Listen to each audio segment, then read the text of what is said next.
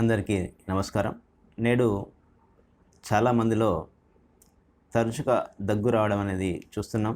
మారిన వాతావరణ పరిస్థితుల వల్ల, అలాగే తీసుకునే ఆహారపు అలవాట్ల వల్ల, లైఫ్ స్టైల్‌లో వచ్చిన మార్పు వల్ల కలుషితమైన ఆహారం, అలాగే కలుషితమైన గాలిని పీల్చుకోవడం వల్ల కొందరిలో తరచుగా కాఫ్ రావడం అనేది గమనిస్తుంటాం. అలాగే ఇలా దగ్గు రావడానికి మరికొన్ని కారణాలు కనుక చూసినట్లయితే చల్లటి నీళ్ళు ఎక్కువగా తీసుకోవడం, అలాగే కొందరికి స్వీట్స్ తింటే సరిపడకపోవడం, అలాగే చల్లటి గాలికి వెళ్ళి వచ్చిన తర్వాత వెంటనే దగ్గు రావడం, నిల్వ చేసిన ఆహార పదార్థాలు తీసుకుంటే సరిపడకపోవడం, అలాగే కొన్ని రకాల ఎలర్జిక్ సమస్యల వల్ల కూడా ఈ యొక్క దగ్గు అనేది వచ్చి బాధిస్తుంటుంది. అలాగే తరచుగా జలుబు చేసే వారిలో కూడా ఈ యొక్క కాఫ్ సమస్య అనేది ఎక్కువగా వస్తుంటుంది. అలాగే మరికొందరికి కొన్ని రకాల స్మెల్స్ అనేటివి సరిపడకపోవడం, స్మెల్స్ చూసినప్పుడు ఇరిటేటింగ్గా కాఫ్ అనేది రావడం కూడా గమనించవచ్చును. ఇలా అనేక రకాల కారణాలు ఈ సమస్యకు కారణమవుతుంటాయి. దగ్గు వచ్చినప్పుడు ముఖ్యమైన లక్షణాలు గమనించినట్లయితే ఛాతీలో గురగుర లాంటి శబ్దాలు రావడం, దగ్గుతున్నప్పుడు తెమడ అనేది ఎక్కువగా రావడం, అలాగే కొన్ని సందర్భాల్లో మాట్లాడుతున్నా కూడా కాఫ్ అనేది విపరీతంగా పెరిగిపోవడం, గొంతులో ఏదో తట్టుకున్నట్లుగా అనిపించడం, అలాగే కొన్ని సందర్భాల్లో గొంతులో దురదగా కూడా అనిపించి దగ్గు ఎక్కువగా రావడం, అలాగే రాత్రి పడుకునే ముందు కూడా దగ్గు ఎక్కువగా వచ్చి పడుకోకుండా ఇబ్బంది పెట్టడం, ఇలాంటి కొన్ని ప్రధాన లక్షణాలు ఈ యొక్క సమస్యలో గమనించవచ్చును.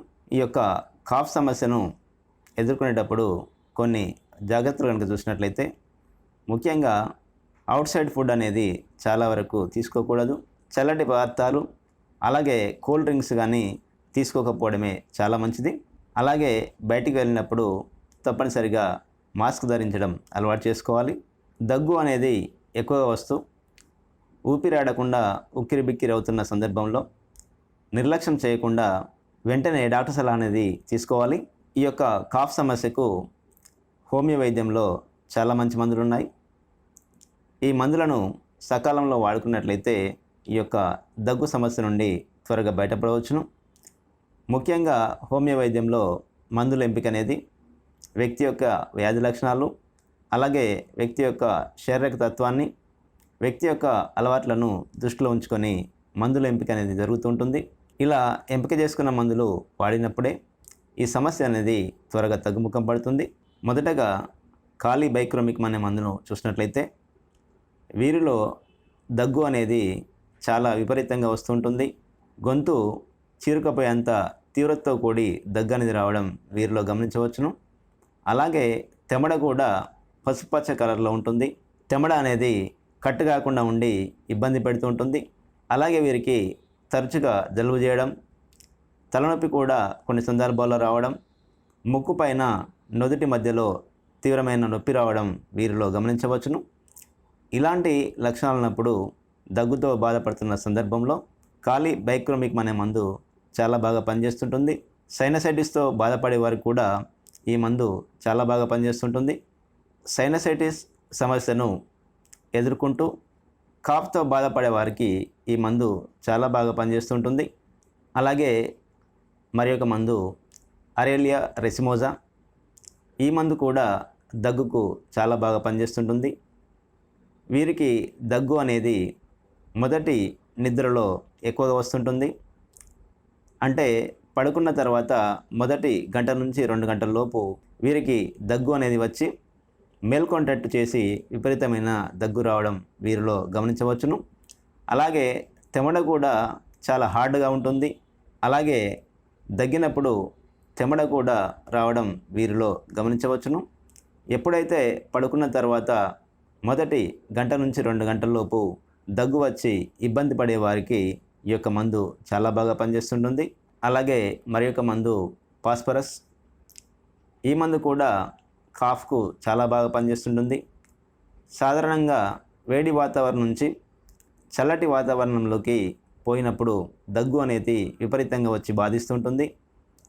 ఉదాహరణకు వేడి వాతావరణం ఉన్న రూమ్ నుంచి చల్లటి వాతావరణం ఉన్న రూమ్కి వెళ్ళినప్పుడు దగ్గు అనేది ఎక్కువగా రావడం వీరిలో గమనించవచ్చును. వీరికి గొంతులో దురదగా ఉండి దగ్గు అనేది ఎక్కువగా రావడం జరుగుతూ ఉంటుంది. అలాగే కొన్ని సందర్భాల్లో దగ్గినప్పుడు రక్తపు చారలు కూడా తెమడలో రావడం వీరిలో గమనించవచ్చును. అలాగే వీరు చూడడానికి చాలా సన్నగా పొడవుగా ఉంటారు.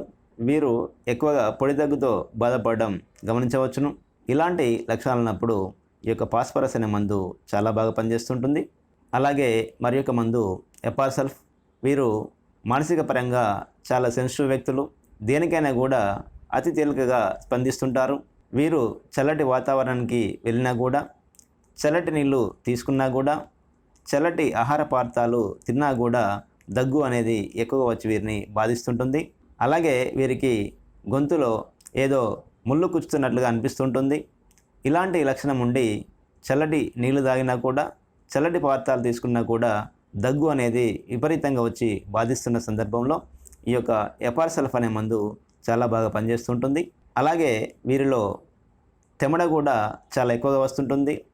దగ్గిన ప్రతిసారి తెమడ రావడం వీరిలో గమనించవచ్చును. ఇలాంటి లక్షణాలు ఉన్నప్పుడు ఈ మందును వాడుకొని ప్రయోజనాన్ని పొందవచ్చును. అలాగే మరి యొక్క మందు కాస్టికమ్. ఈ మందు కూడా దగ్గుకు చాలా బాగా పనిచేస్తుంటుంది. ముఖ్యంగా ఈ మందులో దగ్గినప్పుడు మూత్రం పడిపోవడం అనేది జరుగుతుంటుంది. ఇలాంటి లక్షణం ఉన్నప్పుడు ఈ మందును తప్పక వాడుకోవచ్చును. అలాగే దగ్గు అనేది ఎక్కువగా వస్తున్నప్పుడు చల్లటి నీళ్ళు కనుక తాగినట్లయితే దగ్గు తగ్గుముఖం పట్టడం వీరిలో గమనించవచ్చును. ఎప్పుడైతే కోల్డ్ వాటర్ దగ్గుకు రిలీఫ్ ఇస్తుందో అలాంటి సందర్భంలో ఈ యొక్క కాస్టికమ్ అనే మందు చాలా బాగా పనిచేస్తుంటుంది. అలాగే మరి యొక్క మందు స్పాంజియా. ఈ మందు కూడా దగ్గుకు చాలా బాగా పనిచేస్తుంటుంది. దగ్గు అనేది విపరీతంగా వస్తుంటుంది.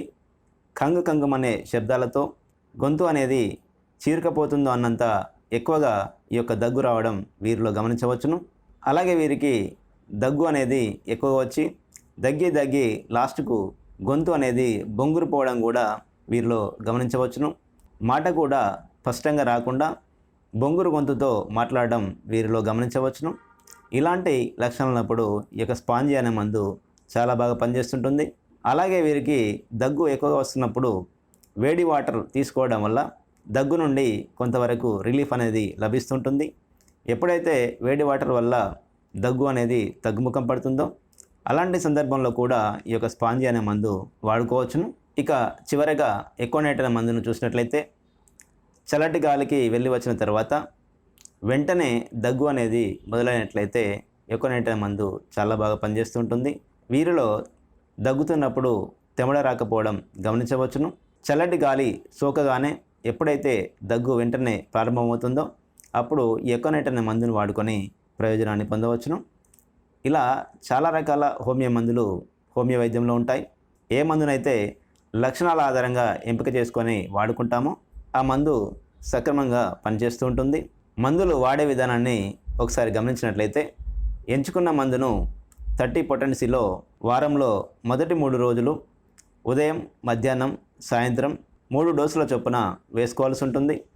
ఇలా సుమారుగా ఒక 2 వారాల పాటు వాడినట్లయితే చాలా వరకు దగ్గు అనేది తగ్గుముఖం పడుతుంది. ఒకవేళ దగ్గు అనేది దీర్ఘకాలికంగా బాధిస్తున్నప్పుడు ఎంచుకున్న మందును 200 పొటెన్సీలో వారంలో ఒక రోజు మాత్రమే ఉదయం, సాయంత్రం 1 డోసు చొప్పున వేసుకోవాల్సి ఉంటుంది. ఇలా సుమారు 3 నుంచి 4 నెలల పాటు వాడవలసి వస్తుంది. ఒకవేళ సమస్య కనుక తగ్గినట్లయితే వెంటనే మందును ఆపేయాల్సి ఉంటుంది. మందులు వాడుతున్నా కూడా సమస్య తగ్గకుండా ఇబ్బంది పెడుతున్నప్పుడు వెంటనే దగ్గరలో ఉన్న డాక్టర్ సలహా మేరకు మందులు వాడుకున్నట్లయితే ఈ యొక్క సమస్య నుండి త్వరగా బయటపడవచ్చును. మరి యొక్క ఆరోగ్య సమస్య గురించి వచ్చే ఎపిసోడ్లో తెలుసుకునే ప్రయత్నం చేద్దాం. నమస్కారం.